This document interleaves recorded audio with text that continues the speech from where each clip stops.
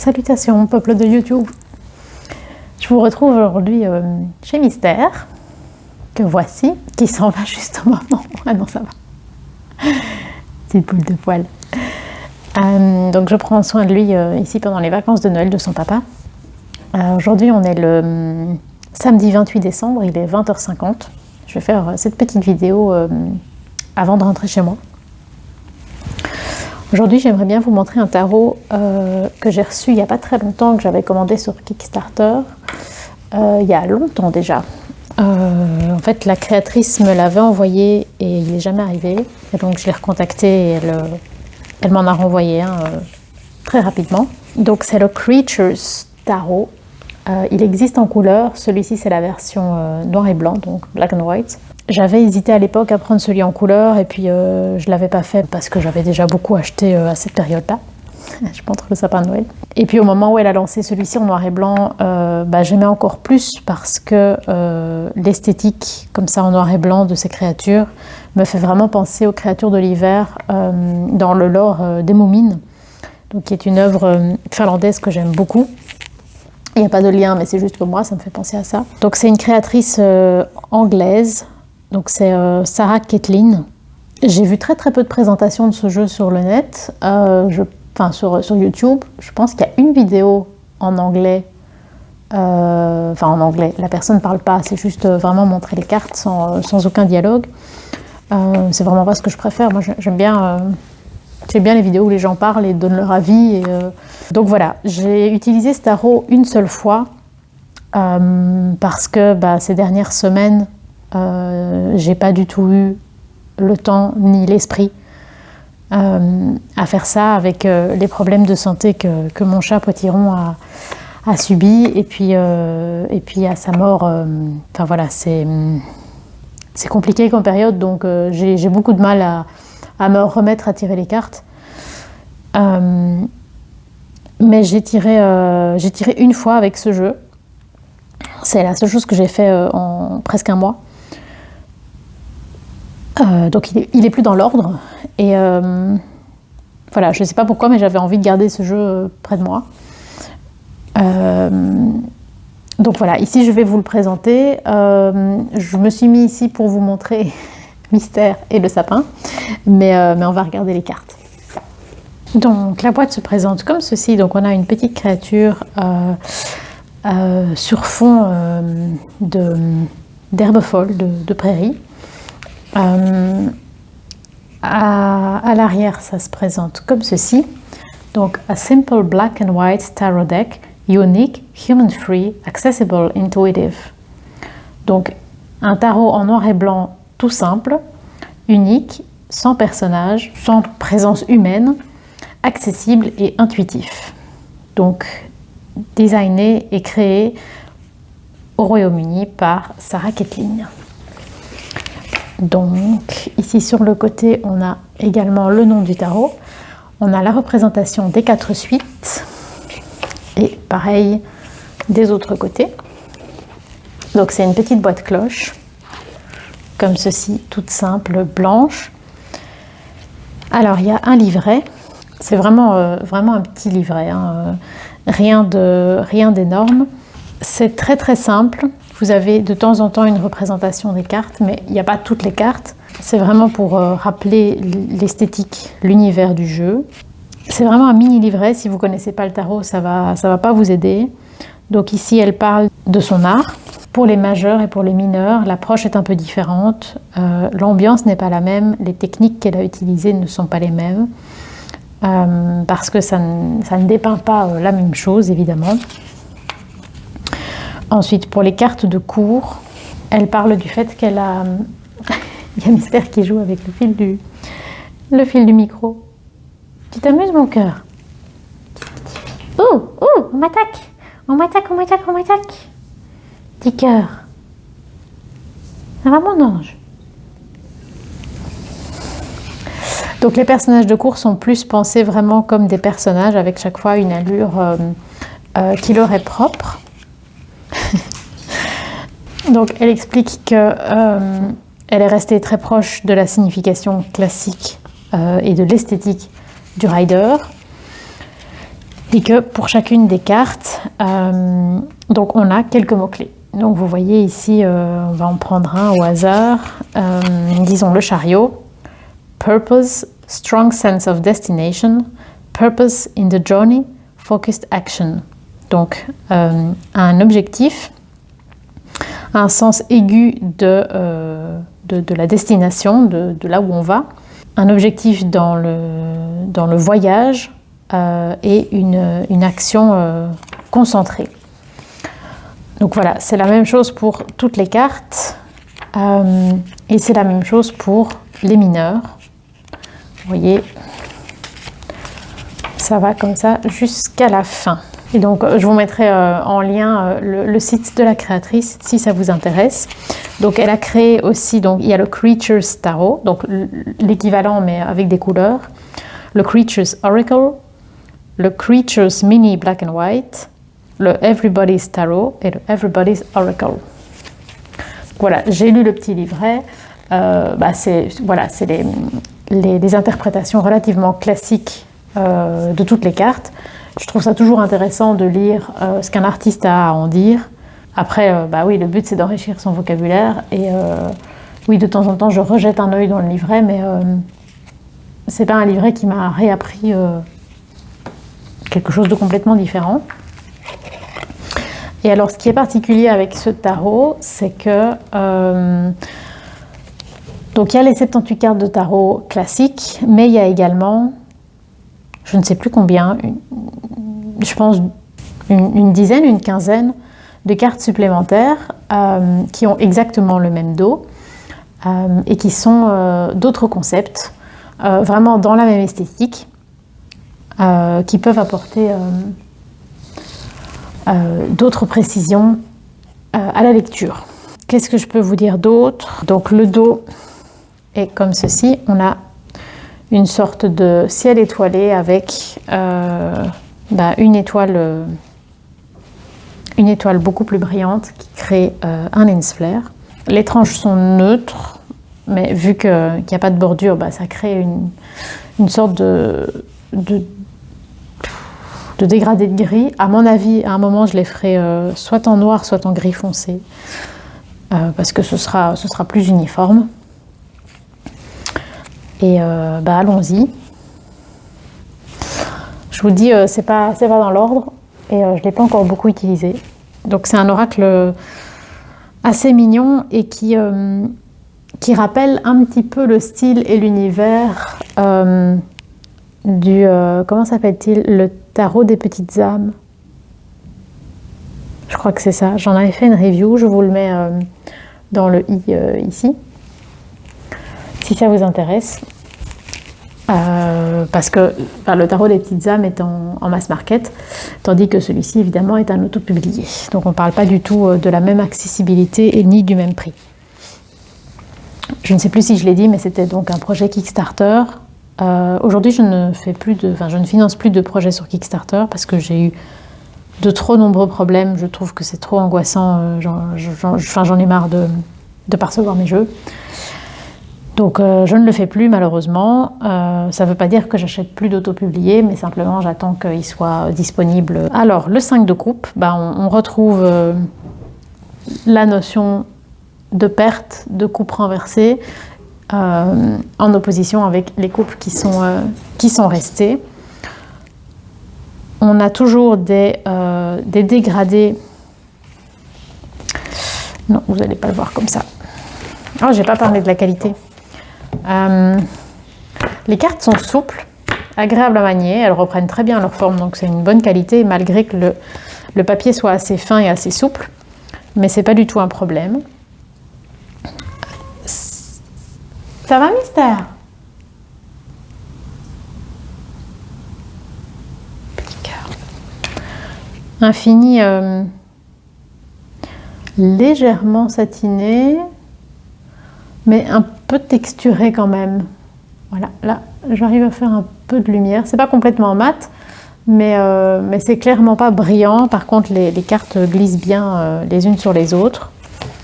Et on a une ambiance très simplifiée, très épurée. mais je trouve qu'il exprime quelque chose de profond et de tendre, qui moi me touche. Et comme elle le dit elle-même, ça rend la chose assez intuitive. On a le page de coupe avec une sorte de petit serpent, petit démon avec des cornes. Et sur les mineurs, on a c'est ce qu'elle explique dans le livret, on a des fonds assez texturés, tandis que sur les majeurs, les fonds sont unis. On le verra un peu au fur et à mesure. Donc le 6 de bâton, avec la fierté, l'accomplissement, la réussite. Et chouette, je trouve. Le roi de coupe, avec une sorte de calamar, je pense. J'aime beaucoup la manière dont les tentacules font des petits tourbillons. Ça rappelle un peu l'ambiance Burton, et donc directement ça met dans une ambiance plutôt gothique et très à fleur de peau. C'est un peu une convention aujourd'hui, mais ouais, c'est quelque chose que j'aime vraiment beaucoup. La tour. C'est pas le seul jeu à présenter l'orage pour la tour, ce que je trouve très intelligent. La lune. C'est vraiment... c'est un tarot...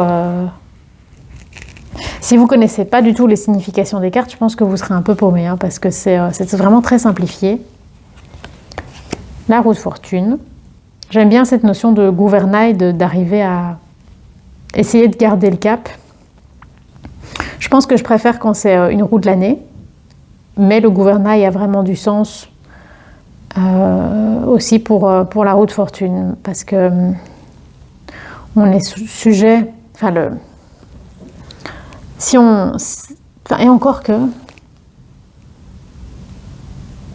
je sais pas trop quoi en penser en fait de cette notion de gouvernail, parce que c'est vrai que c'est un peu différent de la manière dont je vois la roue de fortune, mais à réfléchir. J'ai du mal à me prononcer. Le 6 d'épée. La créature là est un bateau elle-même. Donc, ça me fait penser à un drakkar. Ce qui correspond tout à fait à ce que faisaient les Vikings, hein, finalement, parce que en plus de... oui, ils cherchaient des endroits à piller, mais c'était aussi... c'était pas que des voleurs, c'était pas que des pirates, c'était aussi des marchands. Et surtout, ils cherchaient un endroit où le climat serait meilleur et où ils pourraient créer une colonie, en fait, quelque part. Donc, je trouve qu'avec l'énergie du 6 d'épée, l'image du drakkar colle tout à fait. Le 7 de bâton, avec la bataille et le besoin de poser ses propres limites. Le 3 de bâton, on regarde à l'horizon, on se projette vers l'infini. Il est joli, je trouve, ce 3 de bâton. Le 8 de coupe, où on a rassemblé toutes les coupes, mais on décide de leur tourner le dos pour commencer autre chose. Je trouve ça intéressant, la notion de montagne escarpée. Elle est souvent présente dans le 8 de coupe, hein, mais ici, elle me frappe, puisqu'il n'y a pas grand-chose d'autre à voir. Ça montre à quel point ça a été difficile de rassembler toutes ces coupes. Et ça rend le geste de leur tourner le dos encore plus difficile, plus absurde, et du coup peut-être que ça lui donne encore plus de sens. Le 4 de pentacle, on garde précieusement sa collection. L'étoile.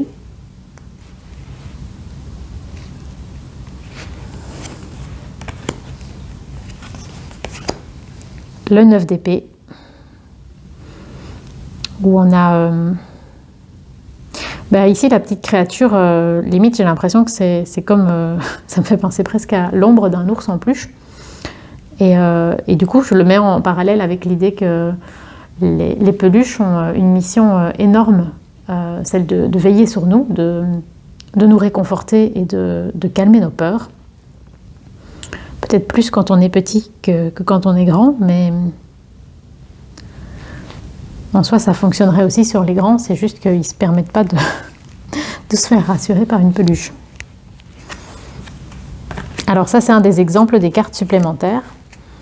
Donc elles ressemblent fort aux mineurs, mais c'est des concepts différents, des choses qui ne sont pas présentes dans un tarot classique. Donc ici, on a la paix,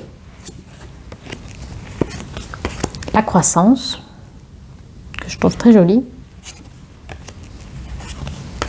la protection,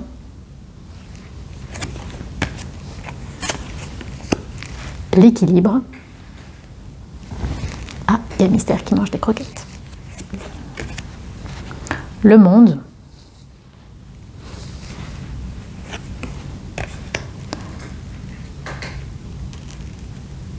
Le roi d'épée.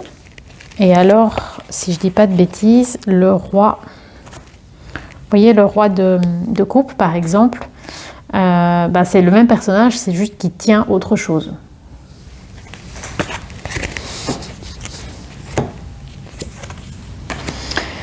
Le 7 de Pentacle. Le 7 de Pentacle, c'est une carte que j'aime beaucoup. Et qui me touche parce que je me sens jamais légitime pour me considérer comme un 8 de Pentacle. Donc le 7, c'est vraiment l'étape d'avant, où le truc est lancé, on ne se sent pas encore expert, mais on a lancé le truc. J'aime bien. Le chariot, qui est très mignon, assez surprenant, avec un petit oiseau. L'as de Pentacle. J'aime beaucoup la présence des herbes, qui rappelle clairement la couverture.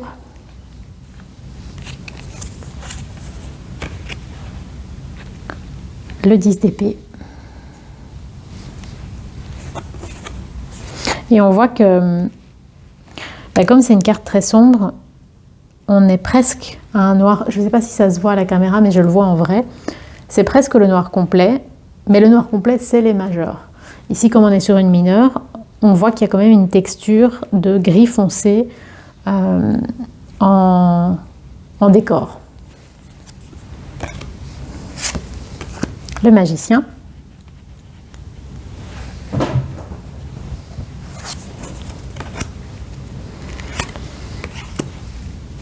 Le roi de bâton. Donc on a à chaque fois ce calamar et qui change son arme, son domaine d'expertise.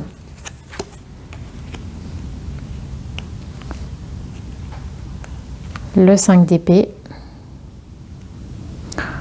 Personne n'est gagnant.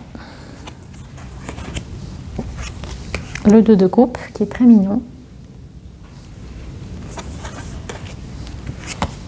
L'empereur, qui est moins imposant que d'autres empereurs. Le hiérophante. Je le trouve plus mystérieux, plus difficile à reconnaître que d'autres hiérophantes. S'il n'y avait pas écrit de hiérophant, je pense pas que j'aurais su deviner que c'était ça.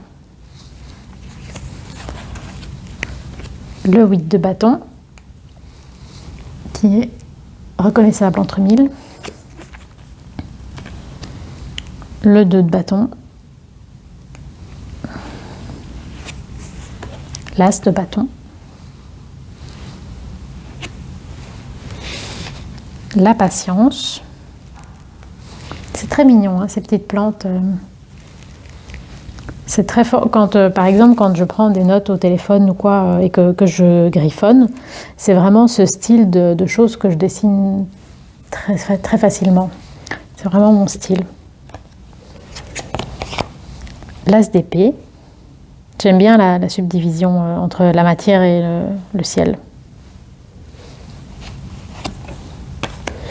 On a l'impression que c'est tout le temps le même décor, et en fait pas du tout. Il y a énormément de choses qui changent. Chevalier de coupe.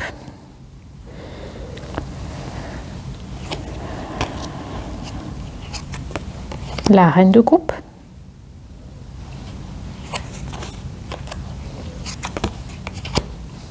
Le pardon. Le 5 de bâton. Je trouve que c'est une carte qui est toujours très, très facile à reconnaître, le 5 de bâton. J'aime bien. Le 4 de bâton. Avec le retour à la maison.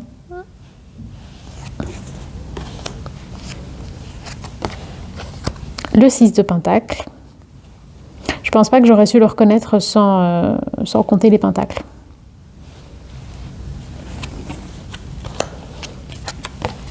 Le 6 de coupe. C'est vraiment très joli, la gestion des herbes et de la prairie en ombre. Le 10 de pentacle. Ça me touche énormément parce qu'en fait, ce sont des feuilles de capucine. Et ce sont les plantes que j'ai fait pousser sur le long du banc, en dessous duquel j'ai enterré mon faisan Kai-Kai. Donc pour moi, à jamais, la capucine restera liée à son image. Donc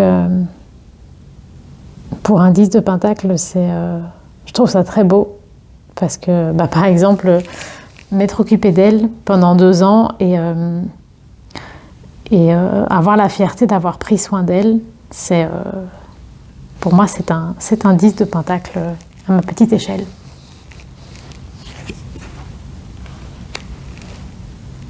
Le 2 de pentacle.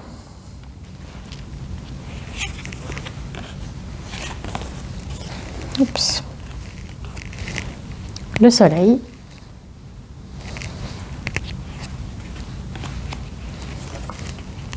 Le fou, qui est très mignon mais qui est beaucoup moins fou que d'autres puisque, étant donné qu'il a des ailes, il y a peut-être moins cette notion de se jeter dans le vide puisque il ne se jette pas puisqu'il s'est volé. Mais voilà, ça reste très mignon, surtout qu'il est tout petit, tout perdu dans cette immensité noire, mais là je trouve qu'on s'éloigne un peu. Et est-ce que les majeurs sont... Non, les majeurs ne sont pas numérotés. Donc on sait remettre le jeu dans l'ordre, puisque les majeurs ont toujours le même ordre. En plus, c'est présent dans le livret, mais c'est pas indiqué sur les cartes.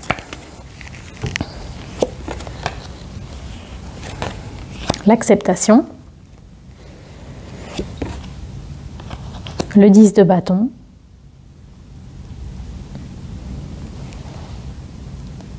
Une belle carte, je trouve. L'espoir. Le roi de pentacle.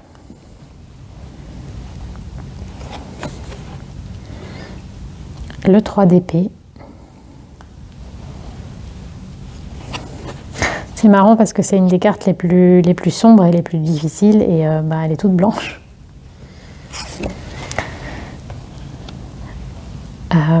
La papesse. Elle est rigolote comme ça avec la lune. Une auréole de lune. La reine de bâton. Qui est très très sombre. Le diable. C'est super intelligent, hein. C'est extrêmement simple dans les représentations. Mais une fois qu'on comprend ce que ça veut dire, c'est vachement pertinent, je trouve. L'ermite. C'est super mignon. Il n'y a pas besoin de plus, en fait. La confiance.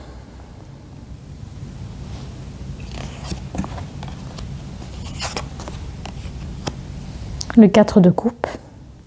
Je ne sais pas si c'est le cas pour toutes les coupes, mais ici on a l'impression que c'est quelque chose de pétillant, donc ça fait plutôt penser à vraiment quelque chose d'intéressant, enfin qui évoque la fête, comme du champagne. Et malgré ça, donc le personnage s'en désintéresse. Non, les autres coupes ne sont pas pétillantes. Vous voyez, ah si quand même. Ah bah oui, le 8 de coupe aussi, on s'en désintéressait, mais c'était... on voit pas des bulles au-dessus, mais on voit des petites particules dedans. Donc c'est intéressant parce que ça propose l'idée que bah, c'est pas le fait que ce qu'il y a dans le verre est pas intéressant, c'est le fait qu'il faut peut-être s'y désintéresser. Non, les autres n'ont pas de... Je crois que c'est le seul champagne en fait. Vous voyez, il n'y a pas grand-chose, mais tout ce qui est là est important. Le 8 de pentacle.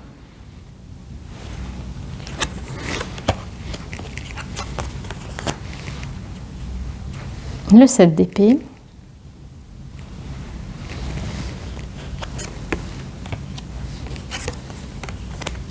Le 8 d'épée.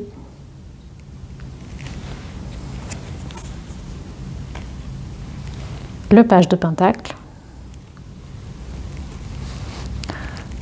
Pour les pages, on a à chaque fois ces petites cornes toutes mignonnes. La reine de pentacle. Les reines sont très sombres. Hein. J'arrive pas à lire de long dans l'autre sens. Boundaries, donc les limites.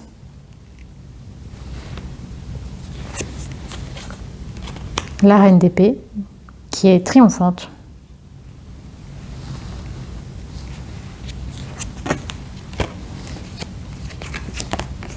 La compassion. Le 2 d'épée. Il a l'air plus dépité que incapable de choisir. Pourquoi pas? Le 10 de coupe. C'est sympa l'idée d'avoir respecté l'arc-en-ciel, mais en camailleux de gris.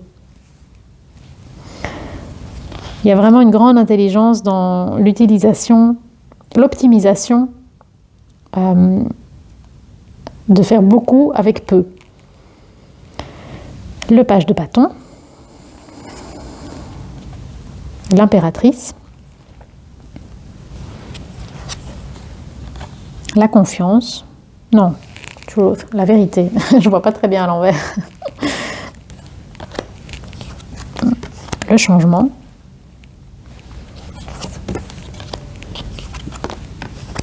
Le 3 de coupe. On voit qu'ils font la fête. Le 3 de pentacle. J'aime bien le fait qu'il y ait des petites, toutes des petites étoiles. Le 9 de coupe, que je trouve très très beau. Un peu l'idée d'un arbre généalogique, hein, de se rendre compte que avoir fait perdurer la lignée est une réussite, en être fier, faire partie d'une famille. Je le trouve très intelligent, vraiment. Le 7 de coupe, où on a pléthore de boissons différentes.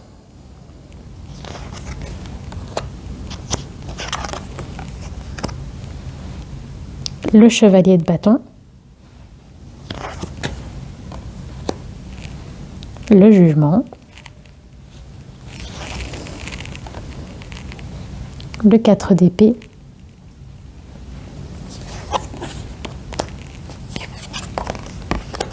Le chevalier d'épée.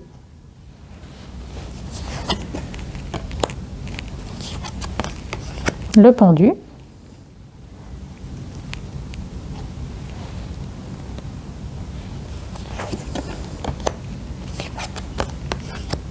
La mort.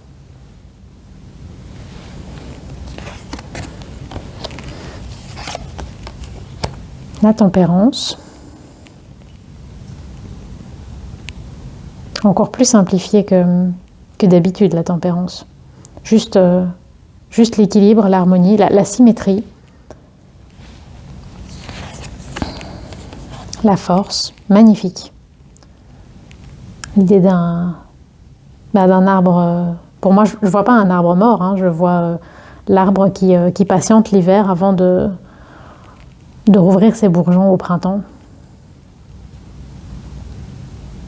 Ça me fait penser à... Dans une des chansons de mon groupe qui s'appelle Le vieil arbre, la mort et le temps, dans les paroles, on parle de la... On fait un parallèle entre la dépression et l'hiver, puisque la chanson est chantée du point de vue de l'arbre. Je vous mettrai dans le petit i si ça vous intéresse pour aller découvrir la chanson. Ça me fait vraiment penser à ça. L'amoureux, les amoureux dans Rider.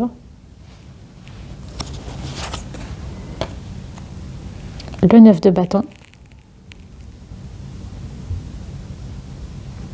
Ici on retrouve, je pense que j'aurais, enfin oui, il suffit de compter les bâtons, vous allez me dire, mais sans le nom et sans le fait de voir 9 bâtons, j'aurais pas su faire le lien avec le 9 de bâton traditionnel. L'as de croupe.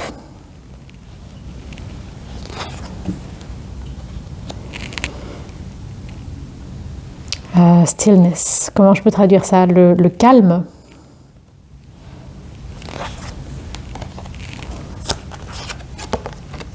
Le chevalier de pentacle.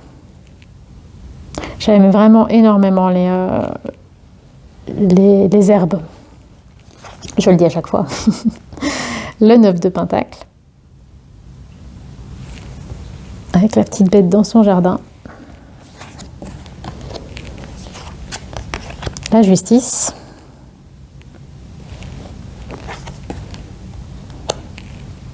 Le 5 de pentacle. C'est fou, hein, mais quand vous connaissez le rider, voilà, juste ça, ça évoque complètement la carte traditionnelle, quoi. Le page d'épée.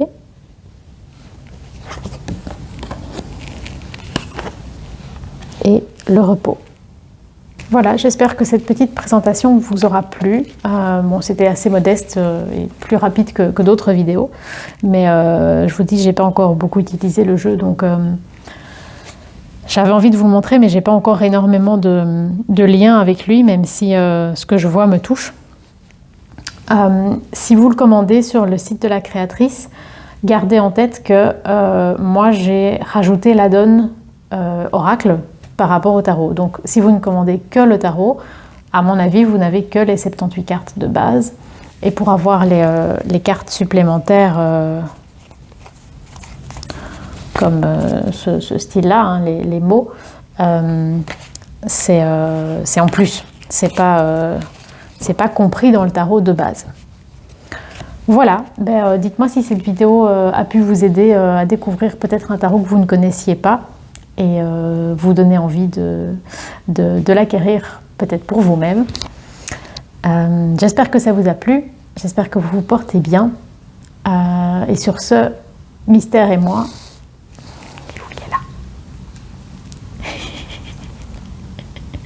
Il y a les chaises sont retournées pour permettre au robot ménager de tourner. Donc ça, c'est les pieds de la chaise qui sont dans le chemin. Je ne vais pas les bouger pour ne pas faire peur à Mystère. Mystère et moi, on vous souhaite longue vie et prospérité.